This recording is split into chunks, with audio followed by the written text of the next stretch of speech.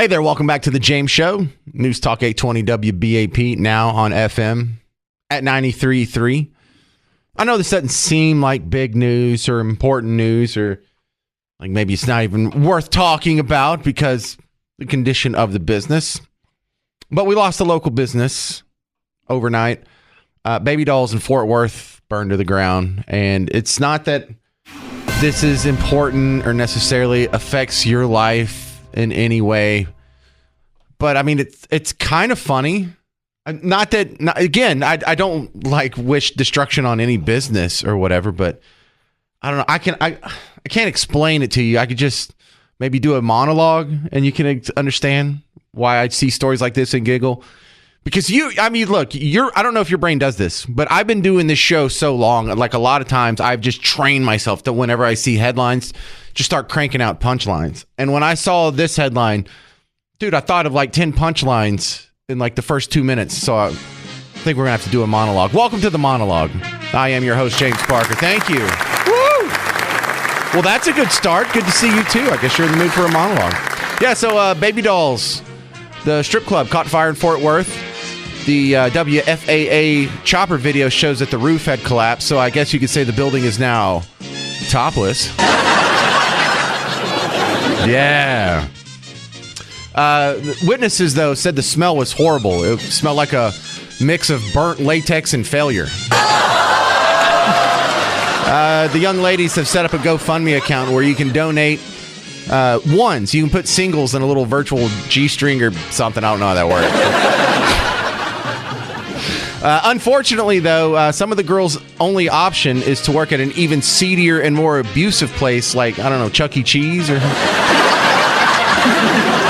Have you been to a Chuck E. Cheese in a while? I have 4 kids. Don't go to Chuck E. Cheese. On the flip side, producer Garrett has offered to let all the nice young ladies crash at his place until they can find another pole. That was nice of you, Garrett. He's a real charitable guy. Just thinking of others. Yes, the cause of the fire is still under investigation, but I'm sure it was just an accident. Strip clubs aren't really known to be sketchy or associated with crime like that.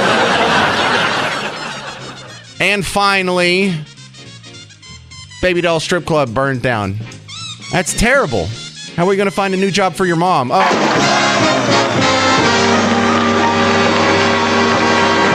Yeah, that might have deserved like the John Cena treatment, like, mom jokes and all.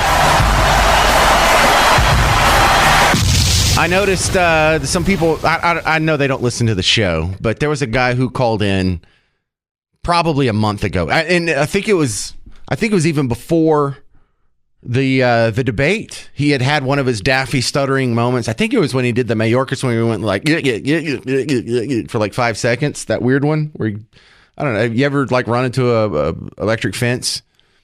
He did that. Well, a guy called in and said the exact same thing Adam Carolla said this week on The Late Show on Fox News. Do have a way to get Biden out of there. How? Because he's not going to listen to anybody, and he's going to make the decision. And now everyone wants him out, including his own party.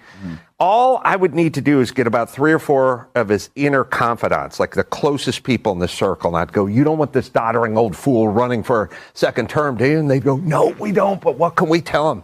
I go, listen to me, this is going to work. Get on the same page. When he says, I'm running for a second term, you say, but this is your second term. And he'd be like, there you go. And I wished to God, I have a good memory, but it's not that good. I wish I could remember the caller who said that.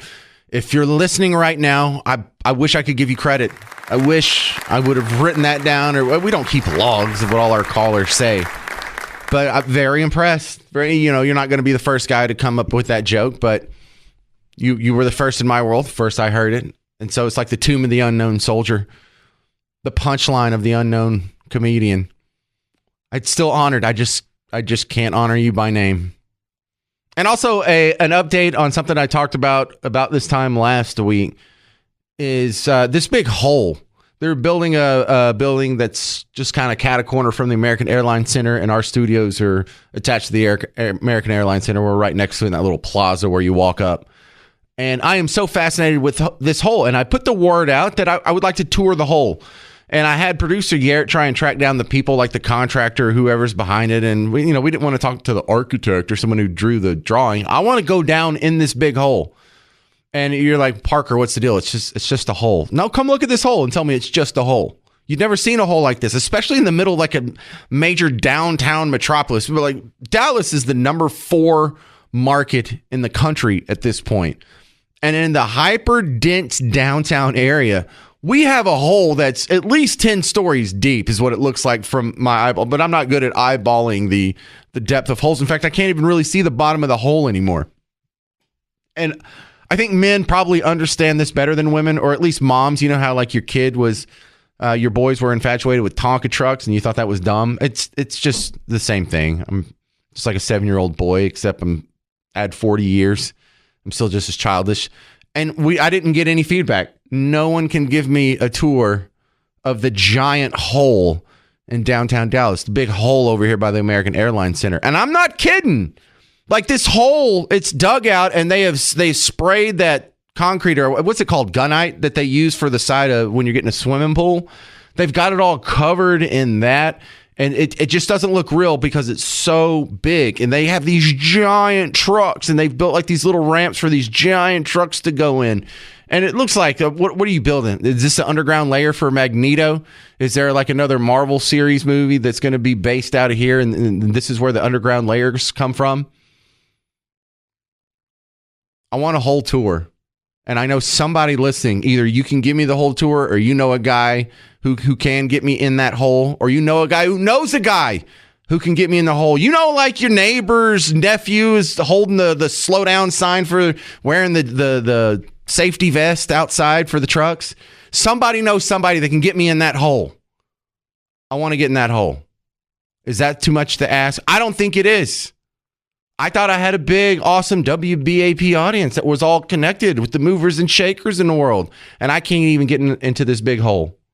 And it's not an exclusive hole. There's like hundreds of people going in and out of it every day. I'll even wear the dumb hard hat. Some breaking news since the show started. One of the questions that we started with was Hunter Biden's been seen going to meetings and stuff with his dad. And someone finally put a microphone in front of Hunter Biden asking him his role in all these meetings that he started attending, and if he's now an official advisor to his dad. Here's his response. I'm on drugs! And then his dad came out after him. They asked him his status, how he feels about being the candidate and all the criticism and the calls for him to step down. I'm not leaving. I'm not leaving. I'm not leaving!